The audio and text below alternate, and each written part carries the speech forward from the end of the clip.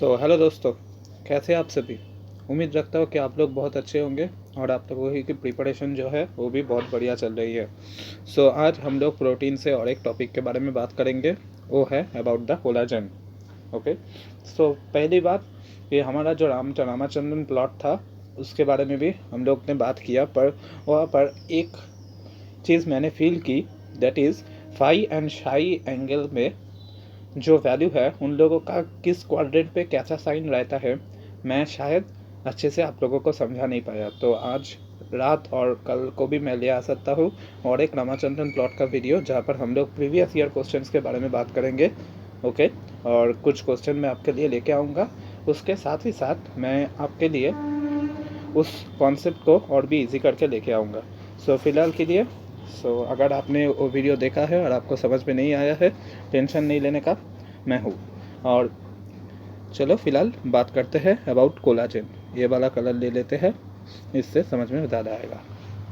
पहली पॉइंट क्या बोल रहा है, tropocollagen is a triple helical secondary structure of protein. बोल दूँ, ट्रोपोकोलाजन बना होता है 3 लेफ्ट हैंडेड हेलिक्स से। ओके। कैसे बना होता है? It consist of 3 left handed helix. Okay. Left handed और more specifically saying 3 left handed alpha helix. Okay. एक साथ 3 left handed alpha helix twist होके राइट हैंडेड कॉइल्ड कॉइल एक ट्रिपल हेलिक्स बनाता है। अगर तुमने कोलाजन का स्ट्रक्चर देखा है जो कई हद तक ऐसा होता है, तो आप लोगों को समझ में आएगा। ये एक लेफ्ट हैंडेड अल्फा हेलिक्स है, ये और एक लेफ्ट हैंडेड अल्फा हेलिक्स है, और ए वाला और एक है। Total 3 left handed alpha helix एक साथ ट्विस्ट होके एक राइट हैंडेड कॉइल्ड कॉइल बनाता है, जिसको हम लोग बोल रहे हैं कोलाजन। ओके। ये कोलाजन भाई 300 नैनोमीटर लॉन्ग है। ओके। एंड 1.5 नैनोमीटर इसका डायमीटर है। फिलहाल के लिए ये दोनों बात समझो। ओके। ये चीज़ क्लियर हुआ। एंड यहाँ पर बहुत सारे हाइड्रोजन बॉन्ड्स लगे होते हैं जो इन पूरे कोलाजन स्ट्रक्चर को स्टेबिलिटी प्रोवाइड कर रहा है। ओके। जब आपको बोला जाए सिर्फ स्टेबिलिटी किस बॉन्ड्स दे रहा है, तो आपका आंसर होगा हाइड्रोजन बॉन्ड। ओके। पर अगर आपको बोला जाए कि थर्मली स्टेबिलिटी कौन प्रोवाइड कर रहा है, और वहाँ पर अगर हाइड्रोजन बॉन्ड भी प्रेजेंट है, उसके साथ प्रोलिन एंड हाइड्रोक्सी प्रोलिन नाम का 2 अमीनो एसिड है वो भी प्रेजेंट है, तो आपका आंसर सेकंड होगा। Okay. Proline and hydroxy proline thermally stability provide करता है, जिसको हम थर्मोडाइनामिक स्टेबिलिटी बोलते हैं, और नॉर्मल स्टेबिलिटी प्रोवाइड करता है numerous amount of hydrogen bond. Okay.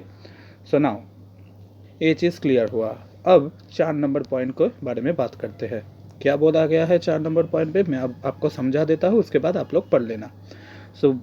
बोला गया है कि मैंने क्या बोला आपको, कि 3 लेफ्ट हैंडेड अल्फा हेलिक्स आपस में ट्विस्ट होके एक राइट हैंडेड कॉइल बना रहा है, जिसको हम लोग कोलाजन बोल रहे हैं। Okay.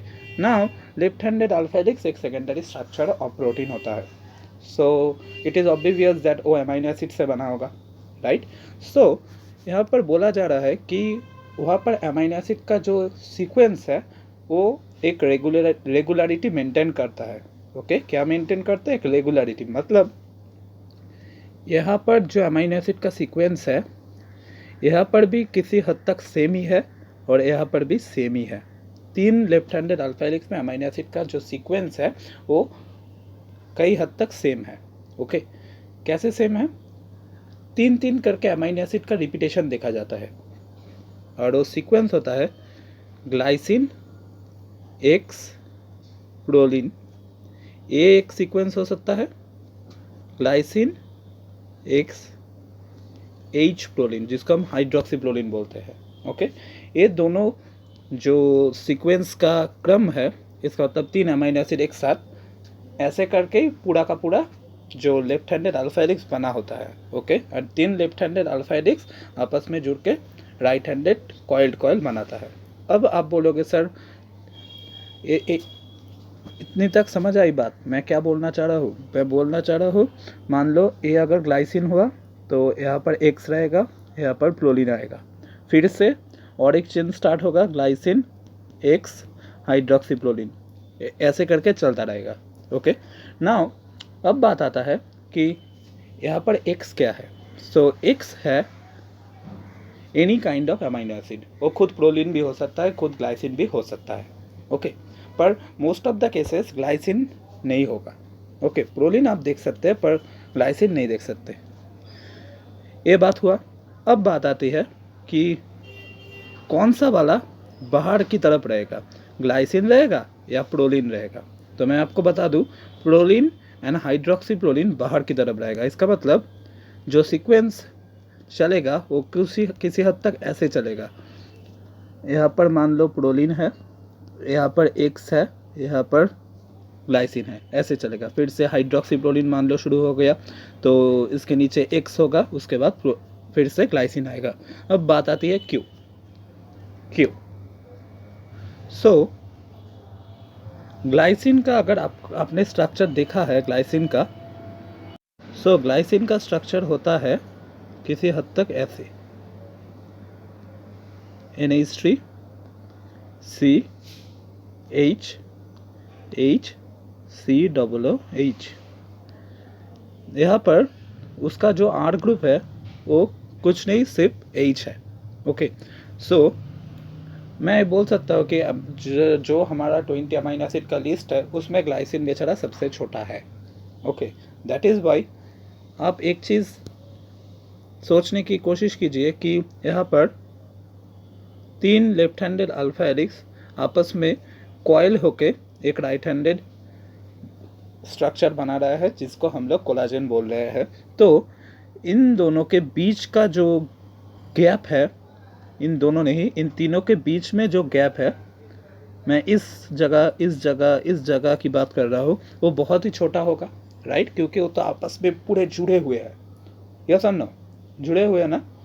So that is why अब आप सोच के देखिए, अगर मैं ग्लाइसिन को अंदर की तरफ रखूँ, अगर हर एक सीक्वेंस की बात करूँ तो 3 नंबर पोजीशन पे, तो ये थर्मोडाइनमिकली ज़्यादा प्रेफरेबल होगा ना, राइट, क्योंकि ग्लाइसिन के अलावा आप जो भी रखें वो कुछ ना कुछ प्रॉब्लम क्रिएट करेगा, right, and as a result जो स्ट्रक्चर आएगा वो स्ट्रक्चर स्टेबिलिटी अचीव नहीं कर पाएगा। ओके, मतलब वो स्ट्रक्चर स्टेबल नहीं होगा। ओके, दैट इज़ वाई यहाँ पर बोला गया है कि glycine will be at every third position. Okay, because after the assembly of the 3 left-handed helix, the gap that is present in the interior is only suitable for the single hydrogen atom of glycine. Okay, similarly, so अगर हमने इस sequence को follow किया ग्लाई x pro ग्लाई x high pro, सो हम लोग glycine को अंदर की तरफ रख रहे हैं, हमने डिसाइड किया, तो हमको प्रो और हाई प्रो को बाहर की तरफ रखना पड़ेगा, राइट। एंड प्रो और हाई प्रो को अगर हमने बाहर की तरफ रखा तो प्रो और हाई प्रो ऐसे रहेगा, यहाँ पर प्रोलिन रहा, यहाँ पर हाई प्रो रहा, समझ लो।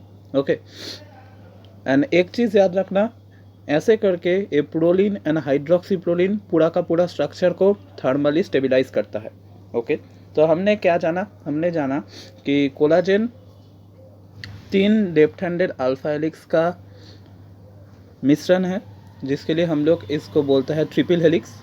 ओके, एंड ये 3 लेफ्ट हैंडेड अल्फा हेलिक्स आपस में मिलके एक राइट हैंडेड स्ट्रक्चर तैयार करता है जिसको हम लोग कोलाजेन बोल रहे हैं। ओके, ये करीब 300 नैनोमीटर लॉन्ग है एंड 1.5 नैनोमीटर इन डायमीटर है, और इसको स्टेबिलिटी प्रोवाइड किया है हाइड्रोजन बॉन्ड ने। ओके, उसके बाद हमने जाना कि यहाँ पर जो अमाइनो एसिड्स है वो एक फिक्स्ड सीक्वेंस फॉलो करता है, जो है, अगर मैं बाहर से अंदर की तरफ जाऊँ, प्रो एक्स ग्लाई, हाई प्रो एक्स ग्लाई। सो ग्लाइसिन अंदर की तरफ 3 नंबर पोजीशन पे क्यों रहेगा, इसलिए रहेगा क्योंकि ग्लाइसिन के पास हाइड्रोजन एटम है जो इस ट्रिपल हेलिक्स असेंबली के बाद जो छोटे छोटे जगह बचा हुआ है इंटीरियर पे, वहाँ पर आराम से फिट हो सकता है, और प्रोलिन एंड हाइड्रोक्सी प्रोलिन बाहर में रह के थर्मली स्टेबिलिटी प्रोवाइड करेगा, राइट। सो ये था पूरा का पूरा बात about the structure of collagen. Okay, now अब बात आता है कि कोलाजेन कहाँ कहाँ पर दिखा जाता है. सो कोलाजेन हमारे कनेक्टिव टिश्यू इन एनिमल्स का मेन प्रोटीन होता है. ओके, एंड हमारे मैमल्स के अंदर 40% ऑफ द प्रोटीन कोलाजेन होता है. Okay, so it is the main protein of the connective tissue in animals, and in mammals it is the most abundant protein making up 40% of the total. Okay, and ये एक fibrous protein है, ये चीज़ याद रखना. एक structural fibrous protein है जिसका काम ग्लोब्यूलर प्रोटीन से क्वाइट डिफरेंट होता है. एंड ये मेन कंपोनेंट है cartilage, ligament, tendon, bone and teeth का. ओके, सो ये था आज का लेक्चर वीडियो. सो मैं आशा रखूँगा कि आप लोगों को पूरा का पूरा जो कॉन्सेप्ट है अच्छी तरह से समझ में आया है. और मैं और एक चीज़ बोलूँगा कि प्लीज़ आप इसका एक स्क्रीनशॉट ले लीजिए, जिससे कि जब आप अपना नोट बनाएंगे तो आपको आसानी होगी. Okay, so bye bye for today.